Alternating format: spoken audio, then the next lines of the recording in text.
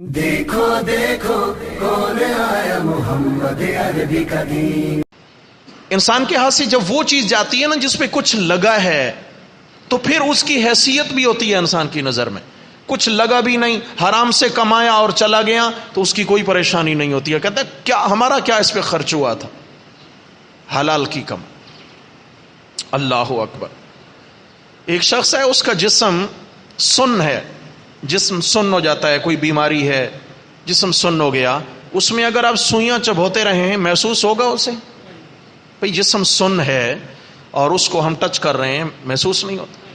آج ہماری روحیں سن ہو چکی ہیں میرے بھائی، روحیں سن ہو چکی ہیں. گناہ کی سوئی چبھتی ہے، ہمیں محسوس تک نہیں ہوتا. گناہ کی سوئی چبھتی ہے، ہمیں محسوس نہیں ہوتا. آپ صلی اللہ علیہ وسلم نے فرمایا کہ جب انسان ایک گناہ کرتا ہے تو اس کے دل پر ایک سیاہ نقطہ لگ جاتا ہے، اور جب دوسرا گناہ کرتا ہے تو دوسرا نقطہ لگ جاتا ہے، پھر گناہ کرتا ہے پھر نقطہ لگ جاتا ہے. یہ نقطے لگتے لگتے لگتے اس کا دل کالا سیاہ ہو جاتا ہے، اور اس کے بعد پھر حالت یہ ہو جاتی ہے کہ اس کو گناہ ہی محسوس نہیں ہوتا. سمجھ آ گئی ہے؟ گناہ برائی ہی اس کو نہیں دکھتا، نیکیوں سے الجھن ہو جاتی ہے اور گناہوں میں لذت محسوس کرتا ہے. میرے بھائی معذرت کے ساتھ محدثین کرام نے اس حدیث کے تحت لکھا ہے کہ اللہ نہ کرے کسی انسان کی جب یہ کیفیت ہو جائے تو یہ حالت کفر ہوتی ہے، اس دل میں ایمان موجود نہیں ہوتا. یہ بڑی خطرناک کیفیت ہے. اور پھر جب انسان سچی توبہ کر لیتا ہے، اللہ تبارک و تعالی توبہ کے پانی سے اس کا دل دھو دیتے ہیں. توبہ کے پانی سے دل دھل جاتا ہے، دل پاک ہو جاتا ہے. تو اس لیے میرے بھائی ہمیں تیاری کیا کرنی ہے؟ اللہ تعالیٰ چاہتے ہیں کہ رمضان المبارک کے روزے کے ذریعے میرا بندہ اپنی قوت حیوانی کو کمزور کرے، ان خواہشات کی قربانی دے، خواہشات کو دبائے، تاکہ اس دبانے کی برکت سے اس کی روحانی تربیت ہو جائے. پھر یہ روحانی رمضان کے مہینے کی روحانی تربیت اتنا مبارک عمل ہے، اتنا مبارک سیڑھی، اتنی مبارک سیڑھی ہے جو اس پہ ایک بار چڑھ گیا پھر 11 مہینے تک اللہ تبارک و تعالیٰ اس کے ایمان کی حفاظت فرماتے رہے. 11 مہینے کی سند ہے میرے بھائی یہ مہینہ. آپ علیہ الصلوۃ والسلام نے صحابہ کرام کو تاکید فرمائی کہ رمضان سے پہلے اپنی زندگی کے معمولات مختصر کر لیجئے. زندگی کے جو دنیاوی معمولات ہیں وہ مختصر کر لیجئے. کیا مطلب ہے؟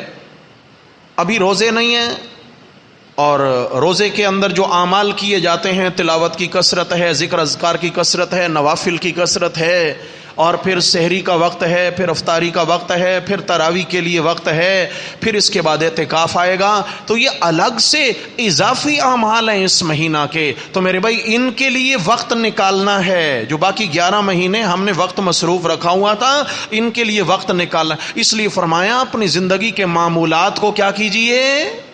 مختصر کیجئے. اگر ہم 10 گھنٹے محنت مزدوری کرتے ہیں، 12 گھنٹے محنت مزدوری کرتے ہیں، اپنے بچوں کا پیٹ پالنے کے لیے، رزق کمانے کے لیے محنت ہم کر رہے ہیں، تو میرے بھائی نبی علیہ الصلوۃ والسلام کا فرمان ہے کہ اس مہینے میں اللہ مومن کا رزق بڑھا دیتے ہیں. بڑھا دینے کا کیا مطلب ہے حدیث کا؟ اس کا یقین چاہیے ہمیں. اللہ اس مہینے میں مومن کا رزق بڑھا. کس طرح؟ یہ مطلب نہیں ہے کہ دسترخوان پہ پھل زیادہ آ گیا، نہیں، وقت میں برکت ہے. وقت میں رزق تو وہی ہے جو ملنا تھا. وہ اس طرح ہے کہ جو 10-12 گھنٹے میں محنت کر کے کماتا تھا، اللہ تعالیٰ 4-5 گھنٹے میں اس کی محنت سے وہ ضروریات پوری کر دیں گے.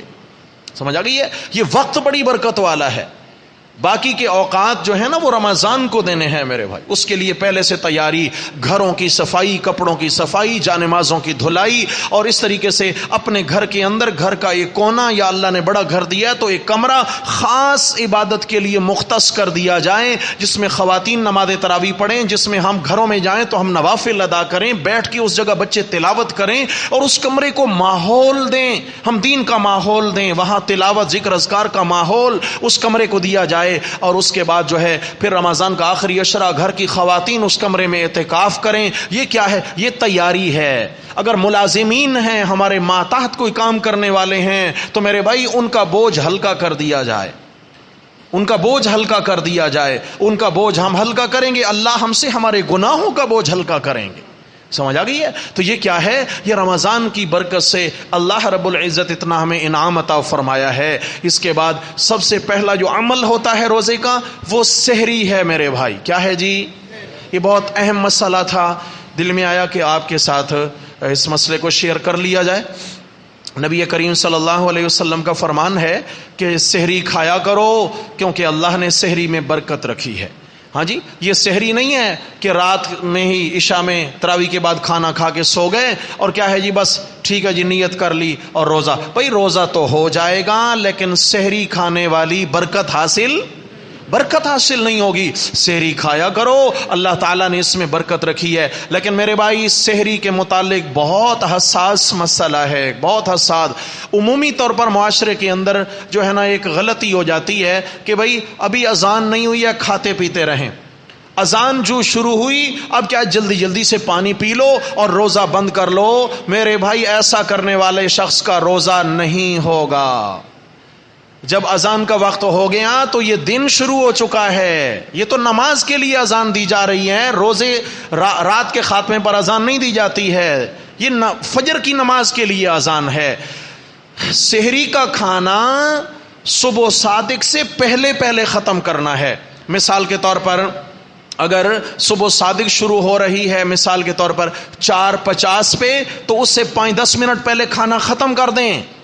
5-10 منٹ پہلے کھانا ختم کر کے بالکل فارغ ہو جائیں، اور پھر جب سحری کا وقت ختم ہو جائے تو اب تو یہ نماز کا وقت شروع ہو چکا ہے. سحری کا وقت ختم ہونے کا یہ مطلب نہیں ہوتا ہے کہ اب اس وقت تم کچھ کھا پی لو. نہیں میرے بھائی، جب اعلان ہو کہ سحری کا وقت ختم ہو چکا ہے تو ختم ہو چکا ہے. اب کچھ بھی کھانے پینے کی شریعت میں اجازت، اگر کوئی کھائے گا تو اس کا وہ روزہ نہیں ہوگا. یہ مسئلہ میرے بھائی بہت ضروری ہے، اس کی طرف ہمیں توجہ کرنی ہے. اور پھر نیت ضروری ہے. جس وقت ہم روزہ شروع کرنے لگیں تو نیت اصل ہے دل کے ارادے کا نام. النیت افضل فی القلب، دل کا ارادہ.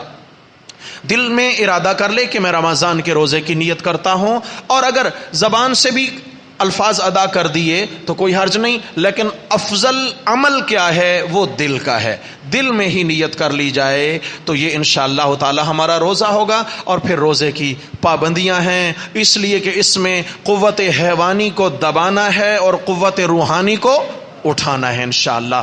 دعا ہے اللہ تبارک و تعالی ہم سب کی مدد فرمائیں. اللہ اس مبارک مہینے کے ساتھ ہمیں وفا کی توفیق نصیب فرمائیں. اقول قولی ھذا استغفر اللہ واتوب.